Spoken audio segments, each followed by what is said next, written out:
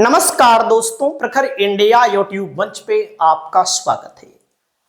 उत्तर प्रदेश में 2027 में विधानसभा का चुनाव है। समाजवादी पार्टी की तरफ से 2027 की तैयारी तेज हो चुकी है।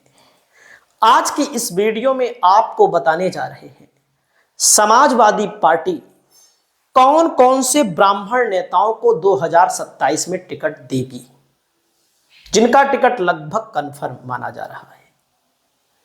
आपकी क्या राय है, आप लोग कमेंट करके जरूर बताइएगा। चैनल पर पहली बार आए हैं तो चैनल को जरूर सब्सक्राइब करिएगा।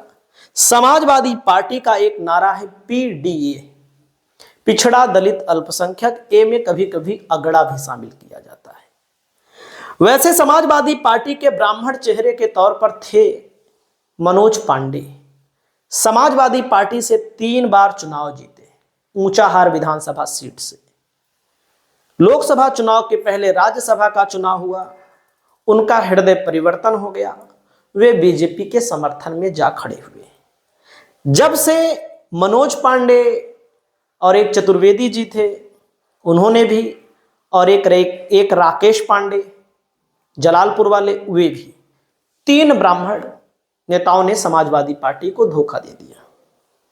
तब से समाजवादी पार्टी के समर्थक को निराशा है, और निराशा होने के साथ ही साथ कहीं ना कहीं दुख भी है कि समाजवादी पार्टी के सिंबल पर जीत कर गए। चलो ठीक है, समाजवादी पार्टी की विचारधारा नहीं पसंद है तो इस्तीफा दे दो भाई, लेकिन नेता हैं, नेता इस्तीफा थोड़ी देंगे। कहने की बात है, वे पिछड़ों की बात करेंगे, दलितों की बात करेंगे, अगड़ों की बात करेंगे, आपकी बात करेंगे, मुश्किल है। वैसे मेरा खुद का मानना है दोस्तों, मैं साफ साफ बता दूं, जिस प्रकार यादव समाजवादी पार्टी के साथ है, जितना परसेंट आप मान लीजिए, उतना परसेंट ब्राह्मण भी बीजेपी के पास है। तो क्या यादव को बीजेपी टिकट नहीं देती है?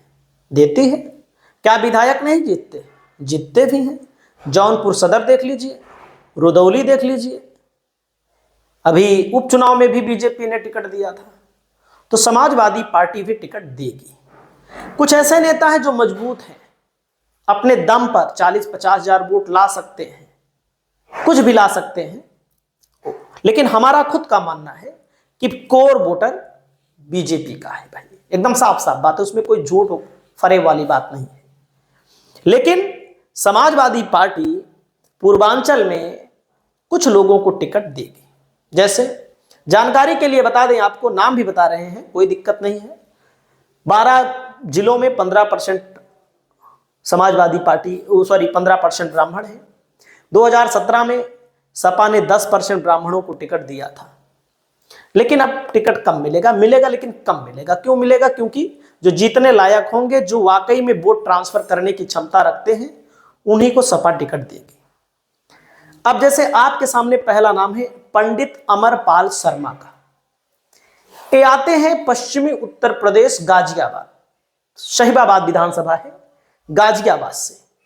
लोकसभा का चुनाव लड़े थे, चुनाव हार गए, और इसके पहले विधायक रहे हैं। समाजवादी पार्टी पक्के तौर पर इनको टिकट देगी, मतलब बीजेपी में नहीं गए।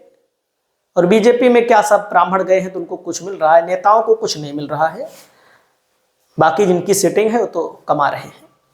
बाकी तो समाजवादी पार्टी इनको टिकट देगी। हमका जो आकलन है हमारा, मैं आपको बता रहा हूं।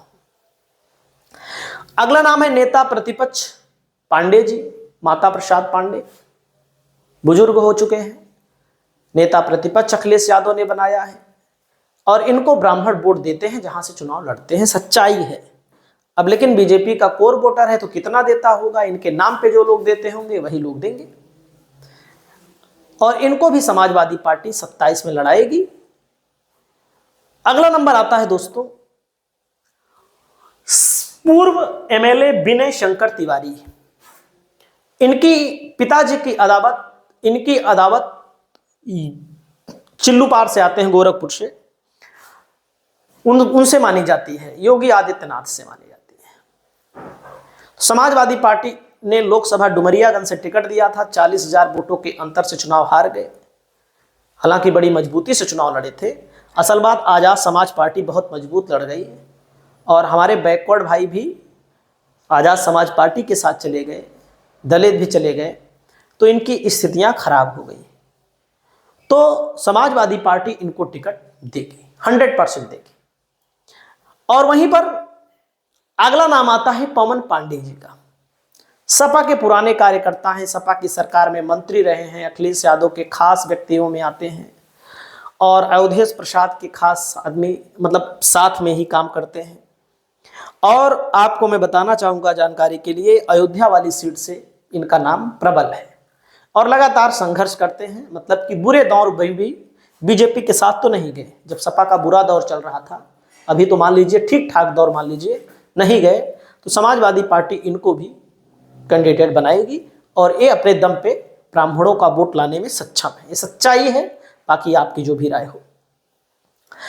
अगला नाम है बैजनाथ दुबे। समाजवादी पार्टी के पुराने नेता हैं, पहले विधायक रहे हैं, पिछली बार लड़े थे, चुनाव हार गए थे। इस बार फिर समाजवादी पार्टी इनको दांव लगाएगी। एक कैसरगंज के इलाके से आते हैं, वही बृजभूषण शरण सिंह वाला इलाका जहां से बृजभूषण शरण सिंह आते हैं। और कैसरगंज लोकसभा से लोकसभा में भी नाम चल रहा था, हालांकि टिकट नहीं मिला। अगला नाम आता है संजय पांडे हैं, समाजवादी पार्टी के नेता हैं, विश्वनाथगंज में इनकी दावेदारी है, मजबूत है, ठीक ठाक है। समाजवादी पार्टी इनको भी मैदान में उतार सकती है, ये दावा। अगला नाम आता है दोस्तों संतोष पांडे जी हैं, लम्हुआ से आते हैं। 2 बार लेकिन चुनाव हार गए, 2 बार हार गए चुनाव। 2012 जीते थे, विधायक बने थे, और उसके बाद हार जा रहे हैं 2 बार से। समस्या वही है कि जैसे सपा का कोर वोटर यादव है, भाजपा का कोर वोटर ब्राह्मण है, तो ब्राह्मण सबसे ज्यादा है इनकी विधानसभा में। लेकिन जब सबसे ज्यादा है, सबसे ज्यादा इनको वोट दे तभी तो सपा इनको टिकट देती है, भाजपा किसी बैकवर्ड को दे देती है। अभी कुर्मी विधायक है वहां पर, सीताराम वर्मा शायद। तो क्या होता है, अब भाई बीजेपी का कोर वोटर है, तो बीजेपी का जो वोटर है यहां नीचे नहीं देख रहा है, ऊपर देख रहा है कि ऊपर वाली कुर्सी पर कौन बैठ रहा है। नीचे वाले से उसको नहीं मतलब है। ऊपर बैठ रहे हैं योगी, योगी के नाम पे, मोदी के नाम पे वोट दे देता है। अब जब इनको टिकट मिल जाता है संतोष पांडे जी को, अब बैकवर्ड में भी लोग सोचते हैं भाई हम नहीं देंगे वोट। क्यों? इसलिए नहीं देंगे कि सोचते हैं कि जीत जाएंगे। जो लोग बटवा नहीं दिए रहते हैं, जो बीजेपी को दिए रहते हैं या बीजेपी के लिए हैं, इन्हीं के इर्द गिर्द, इन्हीं की बात नहीं कर रहे हैं, इर्द गिर्द वही लोग रहते हैं, सोचते हैं किसी बैकवर्ड को ही दे दें, इसीलिए बीजेपी चुनाव जीत जाती है। दावेदार है, मजबूत है, पैसे कौड़े से मजबूत है, ऐसी बात नहीं है, सब कुछ सही है, लेकिन जीतने की प्रॉब्लम में सबके साथ वही हो रही है। बाकी दावेदार हैं, चुनाव लड़ेंगे। आपकी जो भी राय हो, आप लोग अपनी राय बताइएगा। पूजा शुक्ला है, समाजवादी पार्टी के नेता हैं, 2027 की तैयारी लखनऊ से इनकी चल रही है, टिकट इनको भी मिलेगा। जीत हार की बात अपने आप में है। अगला नाम आता है दोस्तों ललितेश पति त्रिपाठी, भदोही से लड़े थे। वही कहानी हुई कि जब डुमरियागंज में जो हुआ, ब्राह्मण कैंडिडेट दे दिया, और ब्राह्मण कितना ज्यादा दिया होगा, 50% ज्यादा थोड़ी दिया होगा, 50% दिया होगा तो बहुत दिया होता, 30% दिया होगा, इससे ज्यादा नहीं दिया होगा।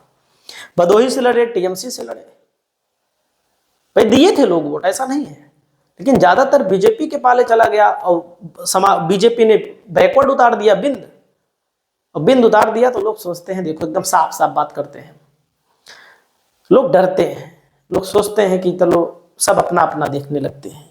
लेकिन बीजेपी के वोटर के दिमाग में समझ में आ गया, हमको यहां अपना नहीं देखना, हमको वहां अपना देखना है, क्योंकि फैसला वो देगा। तो बिंद जीत गए चुनाव वहां पर, भाई बिंद लड़ा, एक तरफ समण बनाम बैकवर्ड चुनाव हो गया, बीजेपी को बाजी मिल गई, बीजेपी को फायदा मिल गया। बाकी बड़े अच्छे कैंडिडेट थे, ऐसा नहीं है। अगला नाम है अभिषेक मिश्रा है, सपा के प्रवक्ता हैं, लखनऊ से इनकी भी दावेदारी है, ये भी चुनाव लड़ेंगे। अगला नाम है अमिताभ वाजपेयी का, वैसे इनका नाम सबसे ऊपर हमको रखना चाहिए था, जानबूझकर नहीं रखा। नेता है, मजबूत नेता है, कोई इर्द गिर्द वाले नेता नहीं है, ऐरे गहरे नेता नहीं है, लगातार विधायक बन रहे हैं सपा के टिकट पर, कानपुर से आते हैं, समाजवादी पार्टी इनको पक्का देगी, इसमें कोई दो राय नहीं, लड़ाकू नेता है, यही सबसे बड़े मजबूत नेता इस समय है। आपके राय में जो भी हो कमेंट करके बताइएगा। नमस्कार।